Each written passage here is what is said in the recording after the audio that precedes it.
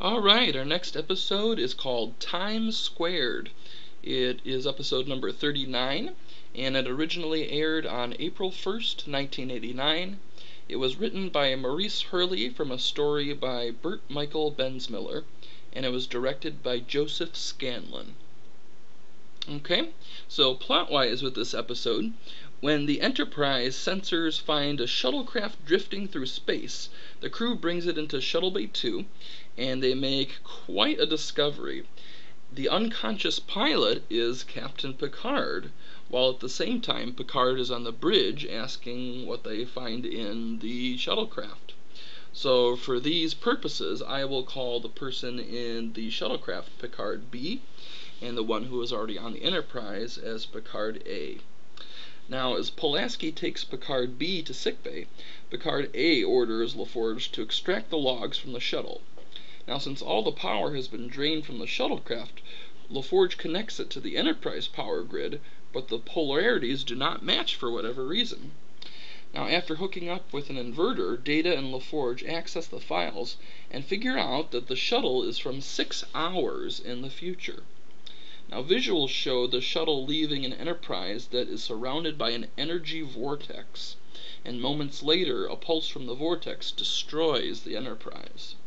Now, after they review the logs and discuss some alternatives, the bridge crew decide that there's very little that they can do but just wait it out. Now, several hours later, an energy vortex suddenly opens up on the Enterprise, and it's the same one shown on the logs from the shuttle. Now, Picard A tries to fly the Enterprise away from the vortex, but its powerful tractor beam continues to draw the ship in. An energy bolt suddenly hits Picard A on the bridge and slings him across the room, and Troy says that the consciousness of the vortex has concentrated on Picard as the head of the Enterprise. Now, Picard A goes to sickbay, and by this time Picard B has finally roused enough to recognize that he's on the Enterprise, but little else. He's really unaware of his surroundings and doesn't really know what's going on besides that he's on the Enterprise. Now, Picard A takes Picard B from sickbay, and together they go to the shuttle bay. During this time, Picard B's sole focus is concerning to leave the ship, and he refuses to listen as Picard A tries to discuss some other options. Now, since Picard B is determined to leave, Picard A grabs a phaser from a wall storage unit and actually kills Picard B. Picard A then goes to the bridge and implements the only other option. He turns the Enterprise around and flies straight into the vortex. Now, as the ship reaches the end of it, the vortex evaporates, as do Picard B and the shuttle, and the Enterprise continues on its way. And that is the end of the episode. Now, what Maurice Hurley liked about this episode when he wrote the teleplay for this, based on Bert Michael Bensmiller's story, was that the period of time in the future that we're talking about here was only 6 hours. Now, normally there are movies and TV shows that deal with time travel and sci-fi shows, and it's usually 500 years or 1,000 years or in the years category. But since it was so close in time, 6 hours, he thought that was unique, and that's why he got involved in writing the teleplay for this one.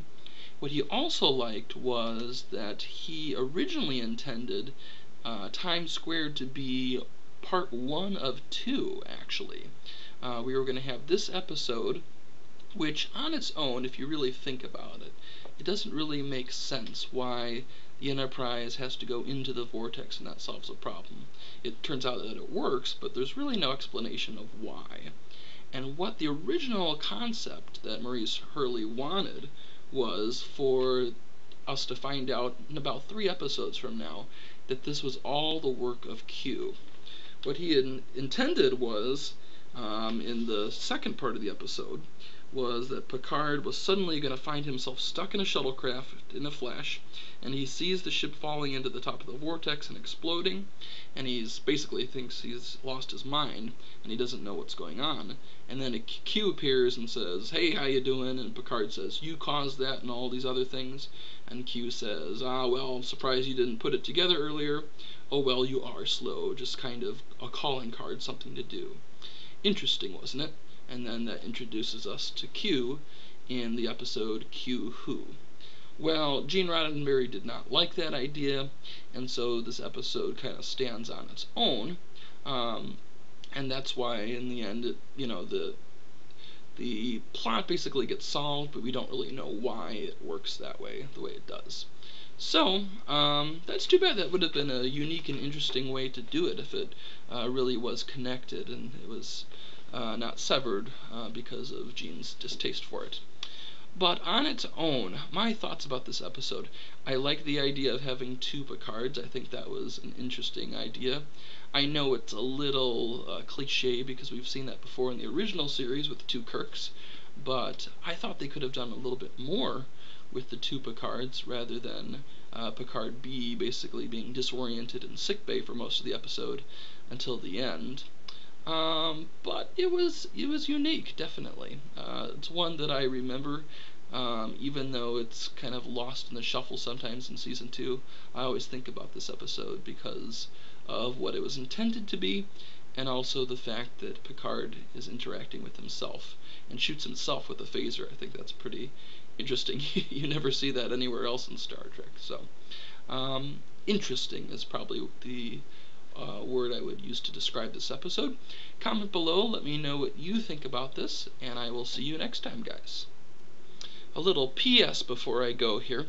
A portion of the dialogue from this episode was actually sampled by a British electronica band called Orbital.